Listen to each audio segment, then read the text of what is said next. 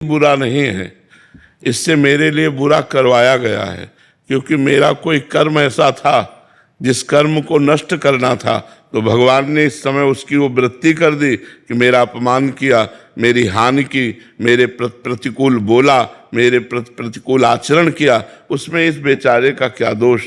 मेरा ही कर्म, निजकृत कर्म भोग शुन भ्राता, मेरा ही कर्म था जिस कर्म ने मुझे दुख दिया, तो उस पर गुस्सा न करे। कोई हमें दुख सुख नहीं दे सकता, ये बात ध्यान रखना। हमारा कर्म ही हमको दुख सुख देता है, वो किसी की खोपड़ी में बैठकर निमित्त किसी को भी बना ले। यार ये आदमी हमें पहचानता भी नहीं लेकिन हमें बड़ा सुख दिया, और एक आदमी है कि जरा सा धक्का लग गया, पिट दिया और बड़ा वैर और बड़ा विरोध खड़ा हो गया, वो कर्म हमारा। एक गौतमी नाम की तपस्विनी जंगल में रहती थी, महाभारत की कथा है, भगवान व्यास देव जी ने लिखा है। तो उनके एक पुत्र था, उस पुत्र को एक सांप ने काट लिया, और वो जो जंगली कोल भील होते हैं वो उनके पुत्र को लाकर कहा, देवी आपका पुत्र मर चुका है और इसको सांप ने काटा है। वो बहुत तपस्विनी थी और मंत्रवेत्ता थी।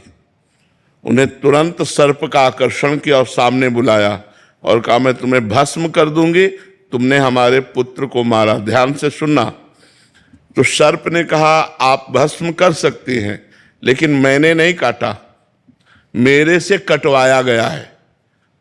किसने कटवाया? बोले मृत्यु ने। तुम्हारे बालक के ऊपर जो मृत्यु का आक्रमण हुआ उसने मुझे निमित्त बनाकर कटवाया। तो उनकी बात समझ में आ गई, तपस्विनी थी, उन्होंने मृत्यु का आकर्षण किया। मृत्यु से कहा, मैं तुम्हें भस्म कर दूंगी, तुमने बालक को सर्प से कटवाया। तो उसने कहा, मैंने नहीं कटवाया, काल ने। काल के द्वारा मैं मृत्यु प्रेरित थी और मैं मृत्यु से प्रेरित होकर सर्प ने काटा, मैं तो एक निमित्त। मृत्यु ने कहा, वो तो काल है, काल का आकर्षण किया, और काल महाबली भगवान का स्वरूप है। उन्होंने कहा, तुमने हमारे पुत्र को क्यों मृत्यु से प्रेरित करके, सर्प से प्रेरित करके कटवाया? तो काल ने कहा, हमने नहीं किया, तुम्हारे बालक के कर्म ने।